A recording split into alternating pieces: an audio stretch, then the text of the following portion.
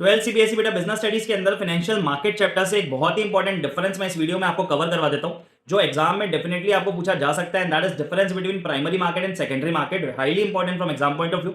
एक मिनट में सारे पॉइंट्स मैं आपको लॉजिक के साथ समझा देता हूं, वीडियो को लास्ट तक देखना। सबसे पहला है प्राइमरी मार्केट में और सेकेंडरी मार्केट में type of security. Sir, primary market is also known as new issue market. तो कंपनी जब नए नए शेयर्स मार्केट के अंदर इशू करती है ना, जो लोग खरीदते हैं, आईपीओ बोलते हैं जिसको अपन, इनिशियल पब्लिक ऑफर, वो कौन से मार्केट में आता है? प्राइमरी मार्केट में। एंड इसके अलावा जो ऑलरेडी एक्जिस्टिंग सिक्योरिटी है, कंपनी ने शेयर्स इशू किया मार्केट में, कंपनी के पास पैसा आ गया, अब जो ट्रेडर्स ने, इन्वेस्टर्स ने वो शेयर्स परचेस किए हैं, वो उसको बेचेंगे, खरीदेंगे एक दूसरे को, तो वो ट्रांजैक्शन जो होगा वो किसमें होगा? सेकेंडरी मार्केट में। तो आपको याद रखना है कि प्राइमरी मार्केट में न्यू सिक्योरिटीज की ट्रेडिंग होती है एंड सेकेंडरी मार्केट में एक्जिस्टिंग सिक्योरिटीज की ट्रेडिंग होती है। सेकंड है इशू कौन करता है? तो प्राइमरी मार्केट में सर इशू करती है कंपनीज। जो भी कंपनी को पैसे चाहिए मार्केट से, तो मार्केट में शेयर्स इशू करके पैसे रेज कर सकते हैं। बट सेकेंडरी मार्केट में इशू कौन कर रहा है? कोई इशू नहीं कर रहा, ट्रेडिंग हो रही है बस इन्वेस्टर्स के बीच में। एक इन्वेस्टर ने खरीदा किसी कंपनी के शेयर, उसने किसी और को बेचा, उसने किसी और को बेचा, एंड सो ऑन। तो यहाँ पे ट्रेडिंग होती है बेसिकली सेकेंडरी मार्केट में।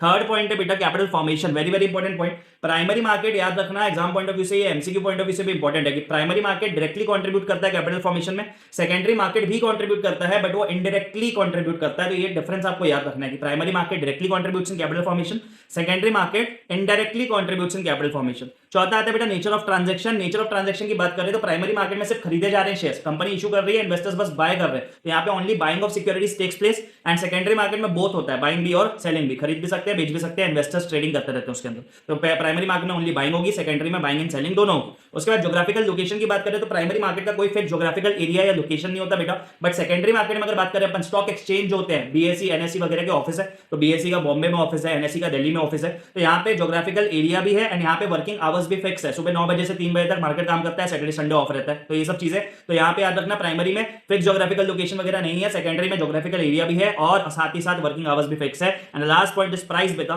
तो प्राइमरी मार्केट के अंदर प्राइस कौन डिसाइड करता है? कंपनी का मैनेजमेंट। जो भी बोर्ड ऑफ डायरेक्टर्स होंगे कंपनी के, दे विल डिसाइड कि कौन से प्राइस पे सिक्योरिटीज को इशू करना है, 100 रुपए, 200, 500, जितना भी हो। सेकेंडरी मार्केट में प्राइस कोई डिसाइड नहीं कर रहा, market forces, demand and supply का खेल चलेगा, वहां पे बाइंग सेलिंग होगी एंड डिमांड एंड सप्लाई के हिसाब से प्राइसेस डिसाइड होंगे बेटा। That's it. इतने पॉइंट्स आपको प्राइमरी और सेकेंडरी मार्केट के डिफरेंसेस में याद रखने हैं। आई होप आपको पूरा आंसर एकदम क्लियर हो गया होगा। ज्यादा से ज्यादा इस वीडियो अपने फ्रेंड्स के साथ शेयर कीजिए ताकि सबको ये आंसर रिवाइज करने में, याद करने में हेल्प मिले। Thank you.